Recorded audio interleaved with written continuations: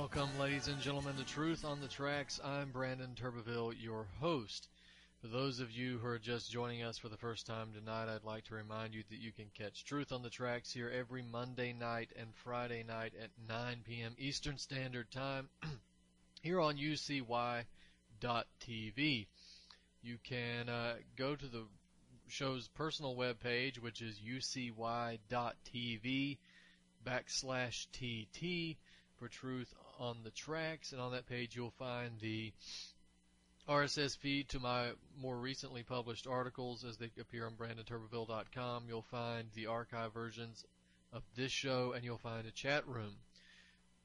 In addition to that, I'd like to remind you that I am a staff writer for ActivistPost.com.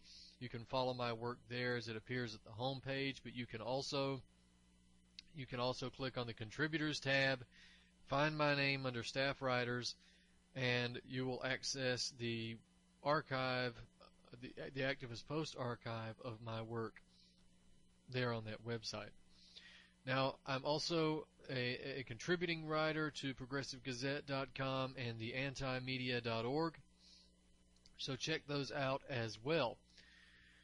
If you're interested in my work specifically, then I would encourage you to go to BrandonTurbeville.com, which is the website where I repost all of my articles, all of the archive versions of this show, the YouTube videos, the interviews, and all of the other relevant information. Of course, I've got the book tabs up there as well, and you can click on the books tab, and that will take you to the bookstore, and all the other relevant information that is necessary.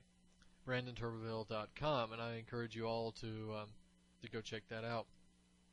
Now, we've got a few topics to get into tonight, and of course I would be remiss in my duty if I did not state once again that the analysis that I provided last week regarding the Cliven Bundy situation, the Cloven Bundy situation in Nevada, has proven to be correct. The doubts and the caution that I encouraged people to take over that situation has again proven itself to be legitimate. So, if you're unaware of what my position is on that situation, then first I would encourage you to go read the article "Turn of the Screw: The Cliven Bundy Standoff," which is my article up at Activist Post, but also to go back to last week's episode.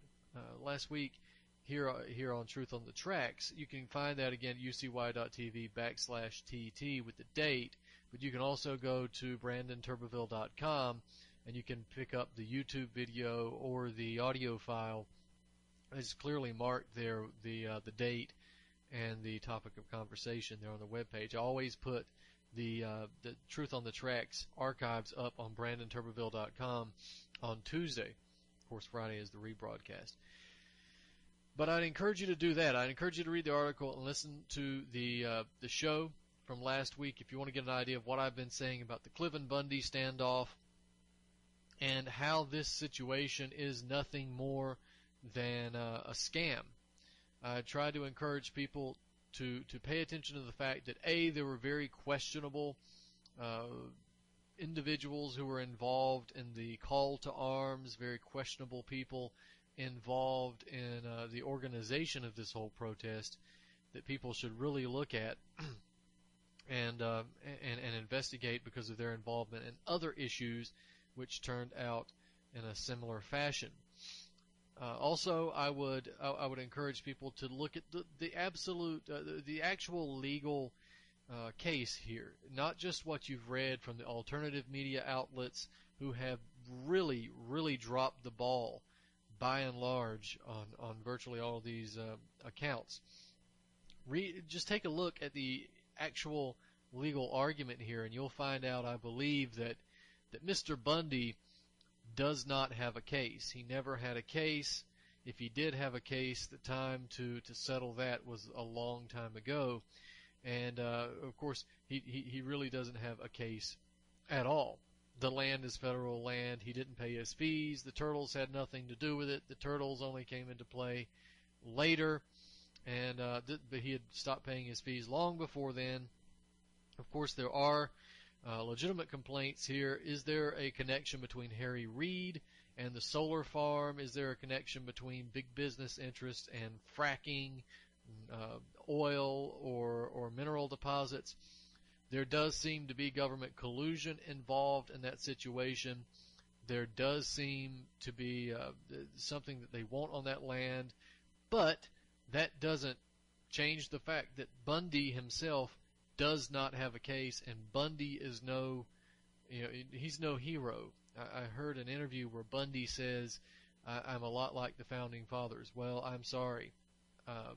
This is not the case.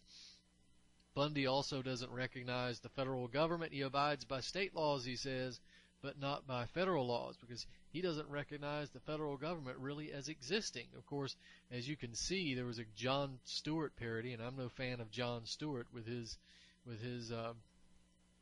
operation over there, but Stewart was right to make fun of Bundy in the sense that this guy's riding around with an American flag for a country that he doesn't believe exists. He's having his rights violated, rights which were given to him, which he doesn't really believe exist if the United States doesn't exist. So this is where you're at with Bundy. And again, if you can look at the Jon Stewart piece, which is funny, but you can look at the piece and you can see that what I said was going to happen last week has happened. Right? They are parading the quotes by Sheriff Mack about putting women on the front lines. They're putting that up on the television. They are putting the militias up on TV, and they're claiming that militias basically had an armed standoff with police because the militias saw this as a violation of Bundy's constitutional rights and so forth. And basically, what it's done, it's a very effective propaganda move against the militia movement and the liberty movement. You've got a bunch of people who have gotten their guns and they have rallied around somebody who is obviously in the wrong. And if you fell for this situation, well, this is what happens when you take whatever you hear as fact. You got to check up on this alternative media stuff too, because there's an agenda in everything. And this situation was really unfortunate because it got a lot of good people, a lot of genuinely good people involved, who either put their credibility on the line here, and that was unfortunate because that is gone. At least some of it is gone right now. But the militia movement, especially, has been made to look like a bunch of clowns, dangerous clowns, but clowns nonetheless. That's what they've been made to look like in the mainstream press. So we could see this coming. We could see this coming a mile away if you pay attention to this stuff and you don't get caught up in the hype. That's the biggest thing. Even when you see alternative media outlets going crazy about this kind of stuff, you got to stop for a minute and use the thinking part of your brain and not get caught up and not get controlled in this manner. So I'm not going to spend too much time on the Bundy situation because this is now April the 22nd. By the time you hear this radio show, the situation may have been long forgotten because not only the mainstream audiences but the alternative media audiences also only have an attention span that lasts about 20 minutes. So not going to spend too much time on this because hopefully it's a situation that will die down by the time these words reach your ears. But of course, many of these topics have the potential to die out by the time these words reach your ears, but they also have the potential to become much, much worse. And of course, we're also looking in the geopolitical sense. We're looking at Ukraine. We're looking at Syria. And of course, we're going to come back to the domestic front if we can in the show, and I think we'll be able to get to this. But the most recent headlines, of course, we have something from the New York Times, an article by Andrew Higgins and Andrew Roth, April 22nd, 2014. Biden offers strong support to Ukraine and issues a sharp rebuke to Russia. Biden, everybody's well-spoken vice president, the favorite vice president, has gone to speak and say that he's declaring the United States support for Ukraine, which of course by Ukraine they mean the Kiev fascists that have assumed power, and the central bankers and oligarchs that have assumed power in Kiev and across the country, and not the people who genuinely don't want to be a part of that. So, before we get into some of the nuance here, we got to read a quote by Joe Biden, and this is what he has to say. Joe Biden says at a news conference with Yatsenyuk, the Prime Minister of Ukraine, he says, "Ukraine is and must remain one country. No nation has the right to simply grab land from another nation." What? This is on the heels. Apparently they've learned nothing from the idiot Kerry statement, which says you can't simply invade another country on false pretext. What are you talking about? The United States has done that 3 times now. If you count the drone strikes, and we're up to what, 7 times we've done that, and now Biden says you can't simply grab land from another nation. Well, I guess if you want to be technical about it, we didn't annex Afghanistan and Iraq or Libya, but we did invade, and we do have ground troops and occupations of Iraq and Afghanistan, and of course we had a presence on Libya and most other places as well, but for all intents and purposes, Iraq and Afghanistan. So that's an interesting statement by Biden. You don't really think these things through, do you? But of course we know the American public will virtually buy into anything. There's nothing the American public, particularly the British public as well, won't buy into. So throw the Canadians in there for the mix. Their programming is just a little bit cheaper. Now, if you take that statement, he also says we will never recognize Russia's illegal occupation of Crimea. Well, sorry, Joe. That ship has sailed. You don't recognize Russia's illegal occupation of Crimea. Well, you don't have to recognize it, but Crimea is part of Russia, whether you like it or not. So like Bundy's cows, this belongs to someone else. So he calls on Russia to stop supporting men hiding behind masks and unmarked uniforms sowing unrest in eastern Ukraine. Warned of additional sanctions if such provocative behavior does not end. Well, here's the thing. Here's the thing that you're probably not going to get on many alternative media outlets, actually, because, again, the alternative media has proven its worth time and time again, but you got to really think through these things as well. If you think that Putin is an angel, if you think that Putin doesn't work for the same banks, international banks and secret societies and world oligarchy, then I'm sorry, you're being naive. If you think that Putin is simply a victim in this entire situation, you're also being naive. Putin, of course, as I mentioned last week and the week before, it appears that he does have some control over the events that are taking place in eastern Ukraine. We have a lot of these masked militiamen, militants, whatever you want to call them, who are taking over government buildings, who are setting up checkpoints, who are declaring parallel governments, independent governments, and so forth. And their stated goal is to become one with Russia again. Now, to be sure, the eastern part of Ukraine is largely in alliance with Russia. They're Russian-speaking, essentially. Culturally, they're more Russian, while the western part of Ukraine is more European, more Eastern European.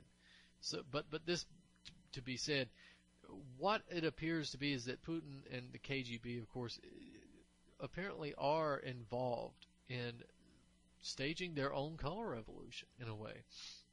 We had this shootout that took place at a border checkpoint, and although the details are a bit murky, there is the fact that there was this business card found by some of the right sector's Svoboda people. Now, we can't discount entirely that it was a legitimate shootout between the fascists and the pro-Russian militants, but we can say that this is quite the strange occurrence here. This pristine business card would be found. This is almost like the 9/11 passports being found after fires can suddenly melt steel, but they can't melt paper passports. That's another topic.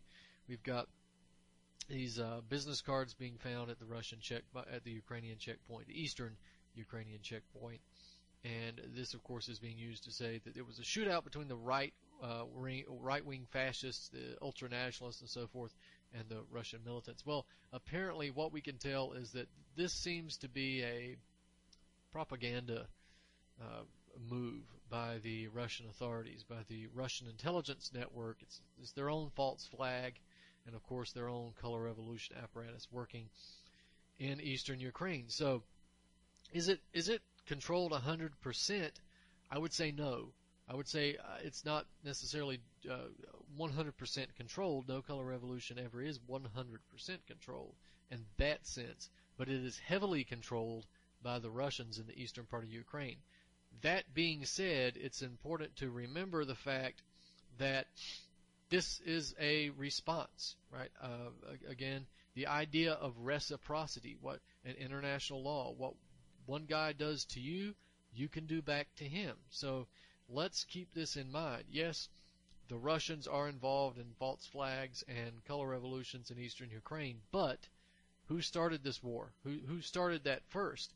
It was the United States, the British, and the Anglo-Europeans, NATO, who started the color revolution apparatus in Ukraine. This has been going back years. The Orange Revolution of 2004, and of course the Euromaidan of this past year. This is the salvos which were fired in the war, the Color Revolution War, which is now being fought and responded to by the Russians. It was the NATO powers that overthrew Yanukovych. It was the NATO powers that put Yatsenyuk in place and that used the right sector's Svoboda parties and empowered those parties and have turned them loose on the Ukrainian people. It is the NATO countries that have allowed those ultranationalist Nazis and so forth and thugs to go out and continue wreaking havoc on the people of Western Ukraine and indeed the Eastern Ukraine where they can. It's NATO that started that. It's the West, not Russia. Russia has acted in response. Now again, I want to continue pointing out, let's not rush into the arms of the West or the East. This is not a situation. Again, you do not have, when oligarchs fight one another, when powerful psychopaths fight one another, it's important not to take sides because we have to let them, in one sense, destroy themselves, but in the other sense, it's important to remember that when titans clash, the little people at the bottom get killed. So, rushing into the arms of Putin or Obama or any other leader, this is foolishness. This is not what we should be doing. We should urge the case for no war, for de-involvement, de-escalation in this situation, but not rushing to the arms and defending one leader over another, defending one nation over another. We all know that this is part of one world oligarchy, so we have to avoid taking sides on this situation. So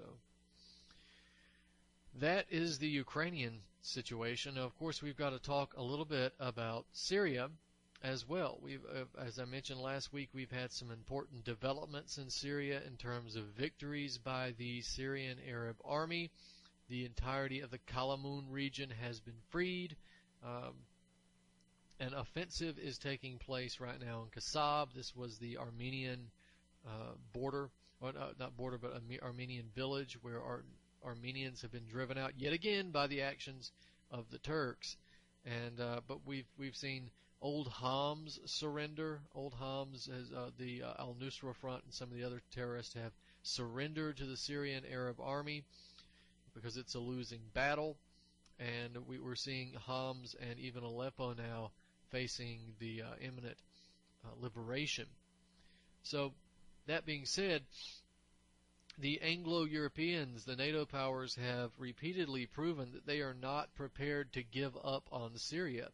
They've tried over, 9 now separate chemical attacks to be blamed on Assad, despite the fact that all evidence shows that Assad had nothing to do with them. All 9 of those chemical weapons attacks, the Anglo-European powers show no signs of giving up.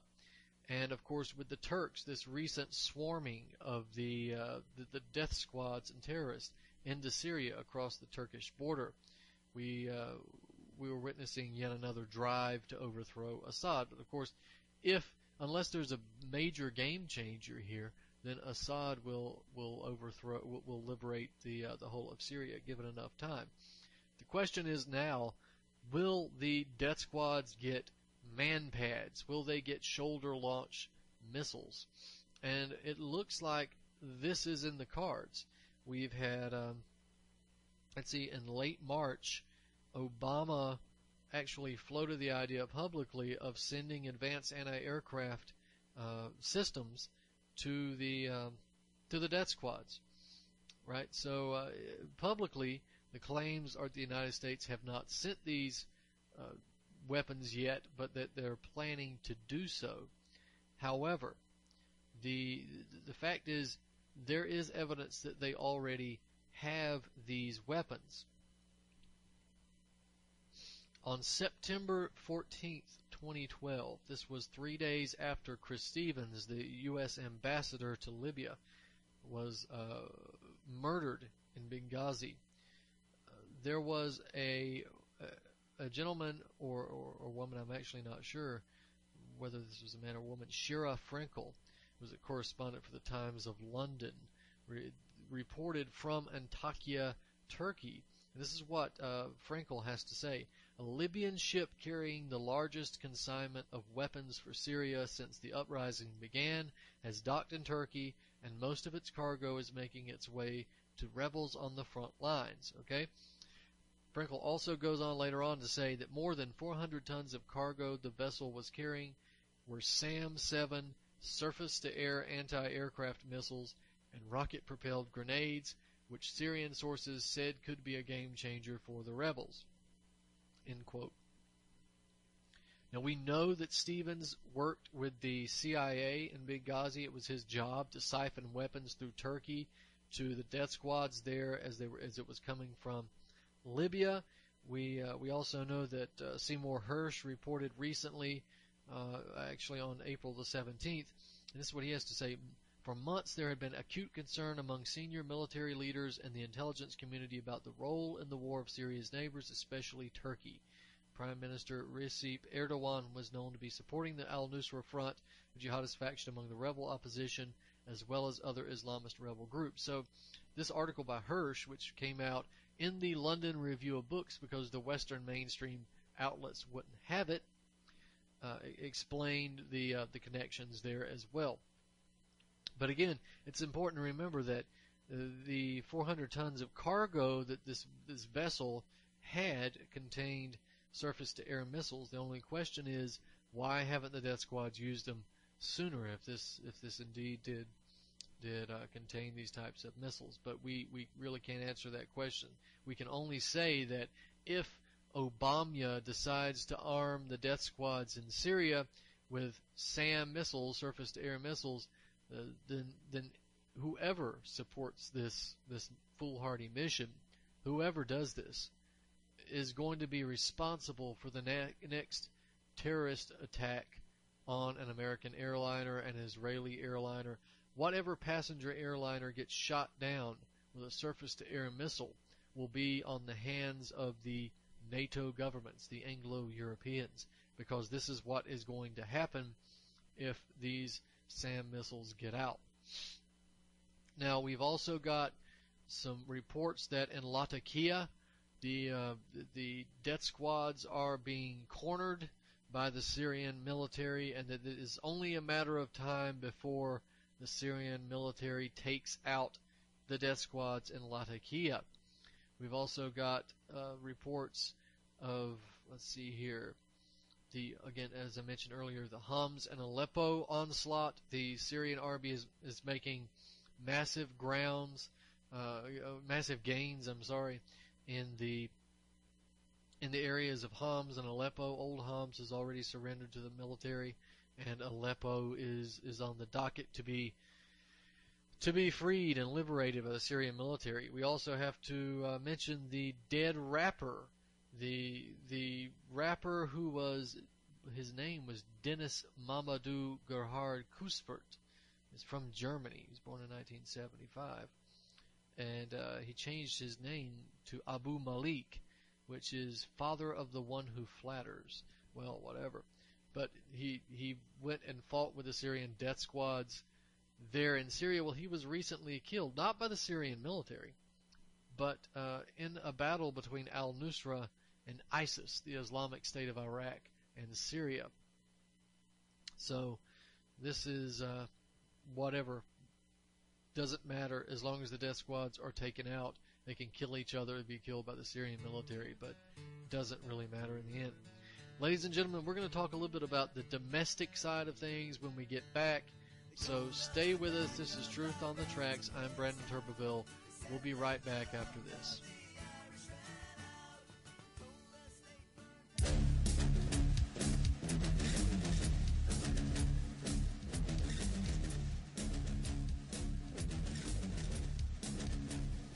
Moving on now, U.S. anti-tank weapons have turned up in the hands of militants in Syria. New footage has emerged from the country showing insurgents carrying several American missiles.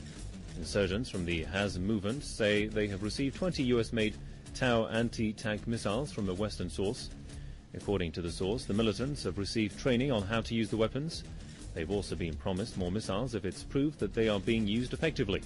The weapons have been used in flashpoint provinces of Idlib, Aleppo and Latakia.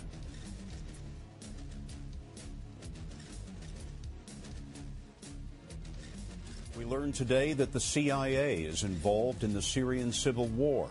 The vicious conflict began more than 2 years ago when rebels rose up against the dictatorship of Bashar al-Assad. More than 90,000 people have been killed, and more than 1 million have been forced from their homes. Last week, the Obama administration said it would start arming the rebels, but David Martin has found that U.S. assistance started long ago. David, what do you know? Scott, since late last year, the CIA has been training Syrian rebels at secret bases in Turkey and Jordan. The training has included the use of anti-tank and anti-aircraft weapons, which have been provided by Arab countries and which the rebels say they badly need in order to counter the firepower of the Syrian army. But so far, you'd have to say that the training hasn't succeeded, since in the past several weeks, the tide of battle has turned in favor of the government forces. David Martin at the Pentagon. David, thank you very much.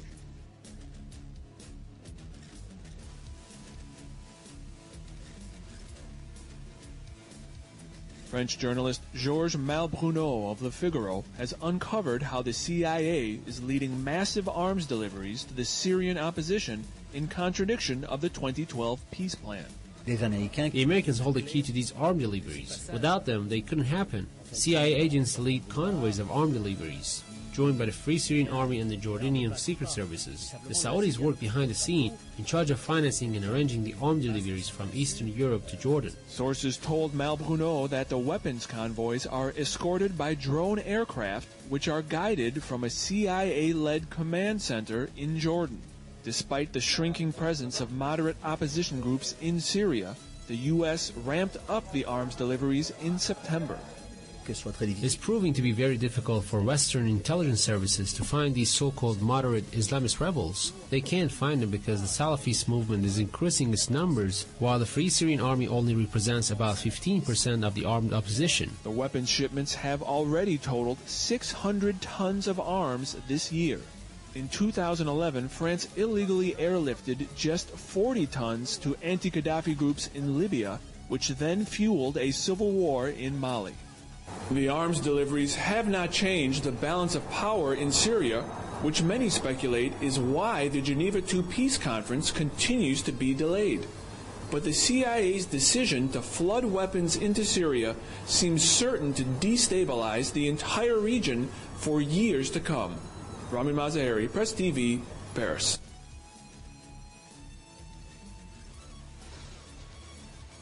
A freight truck carrying rocket heads, bazookas, missiles, bombs, and guns has been seized in Turkey's southern province of Adana, close to the Syrian border. The truck was confiscated after it arrived at a metal industrial site where the police were waiting.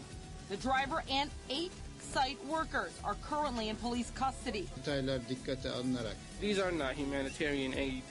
It is possible that these materials were being transported to a state or a terrorist organization, considering the type of items they are. The truck was stopped originally on suspicion of carrying drugs, but to Adana police's surprise, it was carrying heavy weaponry, including 1,200 warheads, which had to be escorted back to the police station by bomb disposal specialists and anti-terror teams. This is by no means the first shipment of weapons the Turkish government has seized along Turkey's border region. Only a few days ago, a convoy of chemical weapons was caught at another border crossing. Police say investigations are underway, with the mounting threats coming from al-Qaeda, with the latest being to launch attacks in all major cities.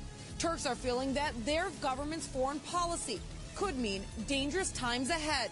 Retired Turkish judge Yaşar Cambura blames the recent attempts by militant groups to roam through Turkey, carrying heavy weaponry and chemical weapons, on an imperialistic plan spearheaded by the United States. The U.S. is trying to pull Turkey into the Syrian crisis, so now it's trying to get Turkey into a fight with al-Qaeda, so Turkey will then wage war on Syria. Turkey should work side by side with Iran to stop this. According to the local Turkish daily Aydın Link, the weapons were going to the al-Qaeda-linked al-Nusra Front. Serena Shim, Press TV, Istanbul.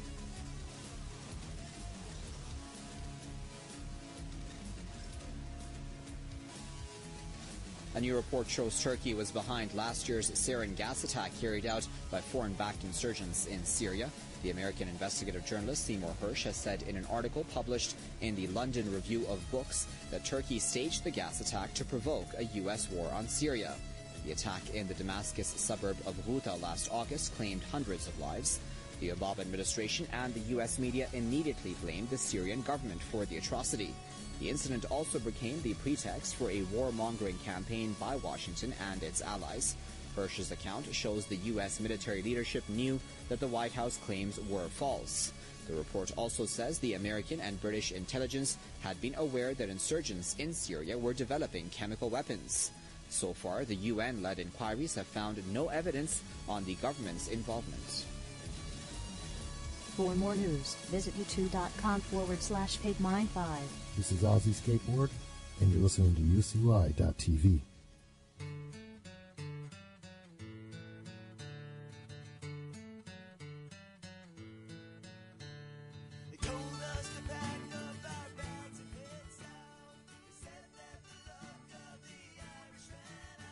Welcome back, ladies and gentlemen, to Truth on the Tracks. I'm Brandon Turbeville, your host. And just before the break, we were discussing several things. I went over the Bundy Ranch situation one more time for those of you who might have missed out on that. And the Ukrainian situation with Biden and his ridiculous comments. Of course, he is famous for that, if nothing else. And briefly, the Syrian situation. But I think it's also important to turn to the domestic situation as well, because this is something else that we're going to be facing, that we continue to face, the lagging economy with the unemployment rate of approximately 22 to 23%, if not more, and of course the austerity measures which are being placed upon us right now. I had an interesting conversation and back and forth with Chris Gio of Truth Frequency Radio last week, and if all things go according to plan, then by the time you're hearing this interview, go to BrandonTurbeville.com and you'll be able to access the show and listen to the discussion. And Essentially, it was between myself and Chris, and we were discussing the legitimacy of anarchy versus other perspectives and so forth. And the two polar opposites allegedly being anarchy and statism, but you have something in between, right? You don't really have to pick one or the other. We discussed many different aspects of that talk, and of course it was a very very good back and forth, very respectful exchange of ideas, which I think is extremely important when we have this situation now as we have it, where so many people have been polarized, even in the alternative media, even in the so-called movement. So many people have been polarized to where if you disagree with them even slightly, then you're an idiot, a shill, a COINTELPRO agent, a statist, or a right-wing fascist, or whatever.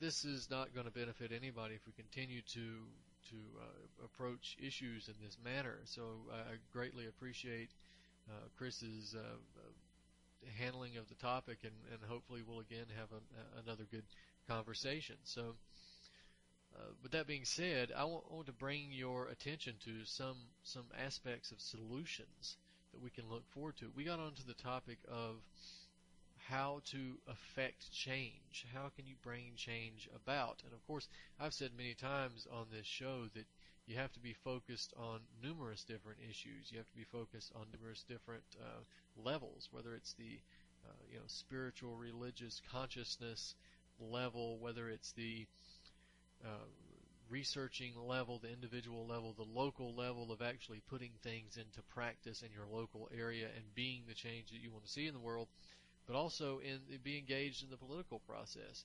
We know for a fact that our votes count for virtually nothing with the climate that we have currently in this country and around the world. But still, we have to be engaged on all levels. We're getting hit on all levels, so we have to fight back on all levels. And to ignore one level is to our own detriment. So that's what I'm going to talk about here in this the remaining time that we have, and that is, what can we do on the political level to bring about a change, to fight the world oligarchy, to get a few shots in. And of course, those of you who listen to this show will know that solution is not going to come in the form of anarchy. I identify with many anarchists and with many libertarians, particularly on the social aspects, the civil liberties and the personal freedom and so forth. We differ, of course, on the economics. And that's what I'm going to talk to you about, because I really believe that, having looked at the situation, that the vast majority of people don't care about anything other than their money. And that's unfortunate. They don't care about civil liberties. They don't care about war. They don't care about the environment. They don't care about false flags. They don't care about the Illuminati. They don't care about any of that stuff. But they do care when they can't afford food, when they can't afford to pay the rent, when they can't afford to pay the cable bill above all else. So what you have to do is, if you want to gain some type of mass traction, and keep in mind that you do have to gain mass traction. In any revolution, there's going to be a small number of people who want to keep the revolutionaries oppressed. There's going to be a small number of people who are revolutionaries, and there's going to be the vast majority of people in between. Those vast majority of people in between very rarely do anything. They very rarely go and take sides. They're all consciously. They're always used, however, as pawns, as battering rams against the one side or the other. And because of the control that's wielded and the massive propaganda influence and power that's wielded by the world oligarchy, this vast majority of people are usually turned against the revolutionaries. But this has to stop, because if we're conscious of it, then it's time for us to take charge. If the hearts and minds of the people are going to be left to the highest bidder, or to first come, first served, then we need to be able to control those hearts and minds, not control in the sense of maintaining our own power, but directing and guiding the force of those people who would otherwise be nothing but inert. And Albert Pike actually talks about this. Of course, the guiding the force of the people that Pike talks about would involve the power elite guiding the force. I am talking about the revolutionaries guiding the force of the people. So what are the things that the revolutionaries have to have? And one of them is a demand. The Occupy protesters. Take a look at the Occupy protesters and see what a pathetic excuse for a revolutionary movement this was. Now we know it was controlled by adbusters from the beginning, and we know Soros had his hands in it as well. And how did they co-opt this movement? Well, some of these organizations co-opted it and turned it into just another wing of the Democratic Party. That's a recipe for failure. The Democratic Party is a recipe for failure. If you look at the Democratic Party, my God, why would you want it to succeed? But the idea is that how did they really destroy the Occupy movement? And that was by inserting anarchy into it, by giving them nothing to demand, by their only demands being a hippie commune in the park with no real tangible results. The idea of the human microphone, where you can't pick leaders, because if you pick leaders, then that gives away your individual power. You have the human microphone, which is just newspeak. It was worthless. It was stupid. And then you had the idea that you can't have demands or you'll get co-opted. Another stupid idea. What did it benefit anybody? A few people got some concussions. Scott Olson got shot in the head, and everybody went home empty-handed. They went home worse than they came in. So this is something that's got to be avoided. You got to have a demand. You got to demand that the world oligarchy meet demands. You can't get out and just say, we don't like it, we don't like it. You got to say, we don't like it, and this is what we want you to do about it, and we're not going home until you do it. But you got to have tangible demands in order to make those claims and and be able to hold them ransom like that. So one of those demands, we're going to go through a few of them here. The 1% Wall Street sales tax. This is going to become very important as we move on. Right? We have a budget deficit, a massive budget deficit. We're going to be told that we have to cut spending, that we have to cut the social safety net in order to balance the budget, which of course won't help because it never does. It's never worked ever. Now we've had the questions over the social safety net, whether or not we can afford food stamps and Medicare, Medicaid, and so forth. We have the Obamacare issue with legal mandates to purchase private insurance at the force of a gun, at the IRS behest. So if you don't buy private insurance, then you will be fined by the government. Of course, this should be scrapped. The mandate, the individual mandate, is the problem here. Not the expansion of Medicare, not the expansion of Medicaid. That's a positive. That's a positive. In fact, you get an idea of what it's like to see a movement being co-opted when you see that the argument that's being presented to you on the television is not about whether or not you should get rid of Obamacare entirely or not. It's not whether or not you should get rid of the individual mandate or not. It's whether or not Medicare and Medicaid should be expanded. Not whether you should get rid of the mandate, which is the most onerous part about it. The actual expanding of Medicaid and Medicare are positives, and some other things that could be positives. But the real negatives, the mandate and so forth, that is not addressed.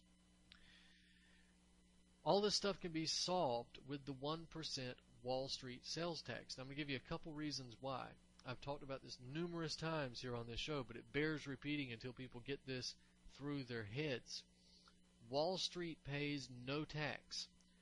Like most corporations, Wall Street, the banks and so forth are supposed to pay a 35% tax on their profits, but Wall Street bankers pay almost none of it. Most of them don't pay anything at all, and other ones even get money back. Now we had Goldman Sachs in 2008, for instance, only paid a 1.1% tax on its profits, not on its transactions, because what I'm talking about is a transaction tax. Goldman Sachs earned a profit of $2.3 billion that year, only paid 1.1% tax. It received $278 million in a tax refund from the IRS.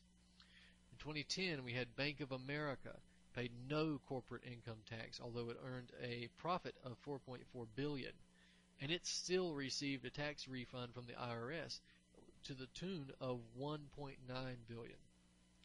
Right? So Bank of America actually received $45 billion from U.S. Treasury, and as well as $1.3 trillion in zero interest credit from the Fed during the financial crisis of 2008. And Bank of America did that again in 2011. They paid no tax and got money back. Citigroup did the same thing, 0% corporate income tax, had $4 billion of profits, and they get away with this, right? We have GE Capital doing the same thing. We could go down the list. We could go on and on and on and on. Now, not just taxes on profits, and again, I want to specify what I'm talking about here. This is not just profit taxes. This is not corporate income tax.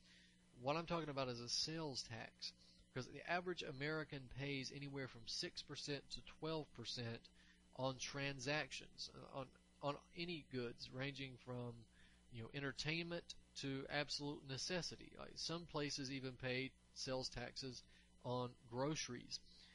But flash trading, e-trading, high-frequency trading, derivatives trading, and so forth in the capital markets, these trades do not pay sales tax. It is a sale, but they don't pay sales tax. This is what Webster Tarpley calls, in one of his articles, the greatest single flow of untaxed money is in the stocks, bonds, and derivatives which cross the exchanges in New York and Chicago, as well as the over-the-counter derivatives which are contracted behind the scenes. Exactly. So, implementing a tax on these financial instruments would bring tens of trillions of dollars into the coffers of the U.S. federal government. Of course, it could be split up. We'll talk about that. Between the year of 1914 and 1966, the federal government did have a successful financial transaction tax. It wasn't 1% though. It was like 0.04% and 0.1%, and that was accomplished. That was successful up until 1966. The Securities and Exchange Commission has what they call a Section 31 fee, which is a very small tax. It's 0.0034% on stock transactions, which is the revenue from this is used to fund the SEC. In 1998, this brought in $1.8 billion to fund the SEC. New York State has a small transaction tax on the books that brings in about $25 billion per year, according to some of those estimates. But ever since the 1970s, they give that money straight back to Wall Street, because Wall Street says, if you tax us, we'll just go to Jersey. Well, if there's a national Wall Street sales tax, there is no escaping this. So we need to continue on here. Another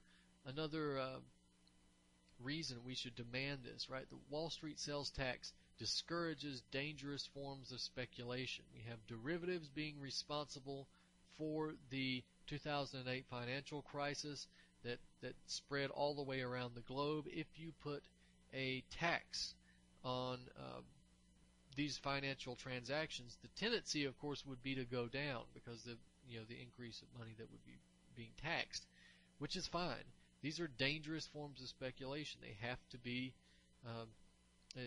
reined in here. Some of these, of course, need to be banned entirely, because they're not even really taxable in the sense that they could bring positive revenue. They're actually dangerous packages here, like hedge funds and so forth, can be used. But we'll get into that some other time. We have the 1% Wall Street sales tax is completely constitutional. Nobody challenges the fact that sales taxes are constitutional. Article 1, Section 8, Clause 1 of the U.S. Constitution clearly states that the Congress has the ability to impose these types of taxes. So the Wall Street sales tax would entirely be constitutional. Also, I mentioned the budget deficit. The sales tax would solve the budget deficit and the social safety net funding crisis, right? We have the federal budget deficit is $1.1 trillion.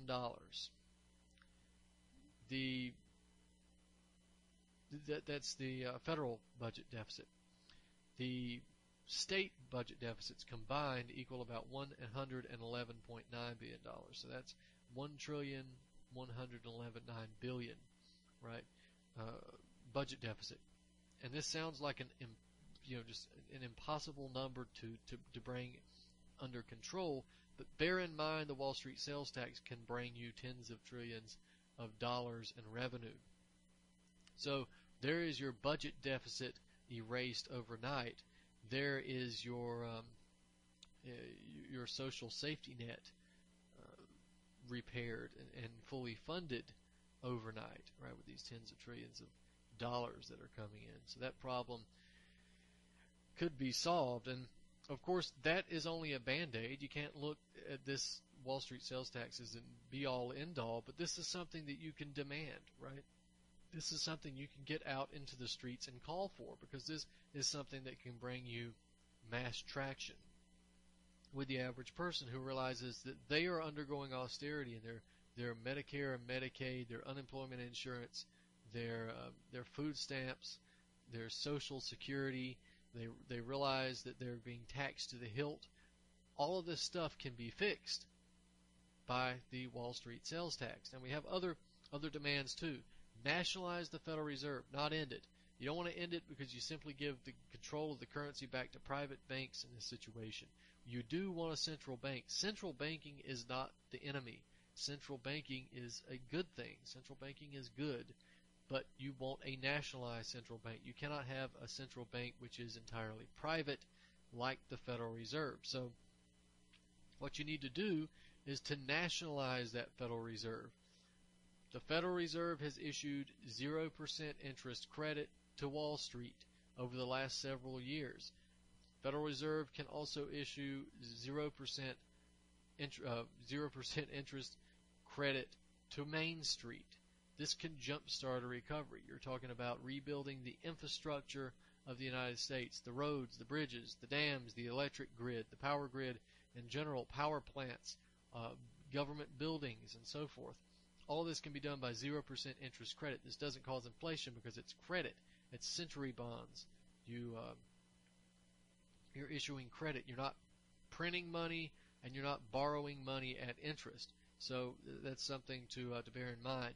Two articles that you need to read in order to understand what I'm talking about here is The Case for the 1% Wall Street Sales Tax by me, which you can find at Activist Post, and Nationalize the Federal Reserve, which is also by me at the Progressive Gazette. So I'd encourage you to go check those articles out because we've only got a minute left here in the show. So I wanted to get into some other things just to let you know some other things that we can demand, of course, is a protective tariff. Once you nationalize the Fed and you issue 0% interest credit for the purposes of jump-starting a recovery, rebuilding infrastructure, reinvesting in the renovation and the business infrastructure, factories, machine tools, and that sort of thing, you also have the opportunity to issue 0% interest credit for small businesses, large businesses, business ventures, and so forth to jumpstart the economy. But you need a protective tariff. You need to repeal these trade agreements, but also a protective tariff which prohibits the exports of jobs, which prohibits the giant sucking sound that we've been hearing for the last 30 years. Also, parity agriculture, financial re-regulation, universal health care, which can be achieved under the Wall Street sales tax, the strengthening of Social Security under the Wall Street sales tax. All of these things can be achieved. We can have our cake and eat it too. So please go take a look at the two articles that I've mentioned and and start using these program points as the centerpiece of your agitation for demands. We don't have to stop there. You don't have to stop at economics, but this is where you're going to get mass traction. This is where you're going to start a revolution, and this is where you're going to be able to stick it to Wall Street. We will get to the civil liberties, of course, but you've got to get, gold is where you find it. You've got to get the mass people on board here, and what better way to do that than show them how they can benefit from supporting your program, and how Wall Street can be stuck by their supporting your program. So, ladies and gentlemen, we tried to cover a lot tonight, and we're going to be back next week with some more information, possibly some more guests coming up soon as well. So this has been Truth on the Tracks. I'm Brandon Turbeville. We'll see you next week.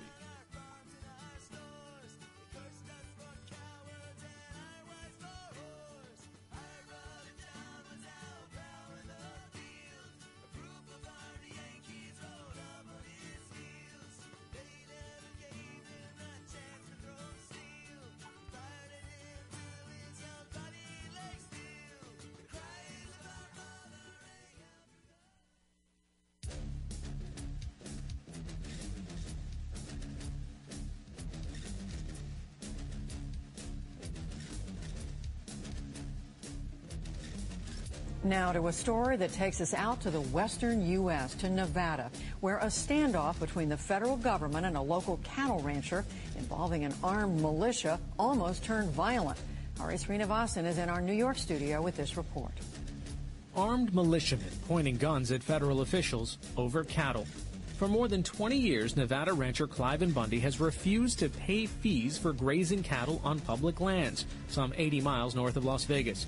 The U.S. Bureau of Land Management says Bundy now owes close to $1 million. He says his family has used the land since the 1870s and doesn't recognize the federal government's jurisdiction.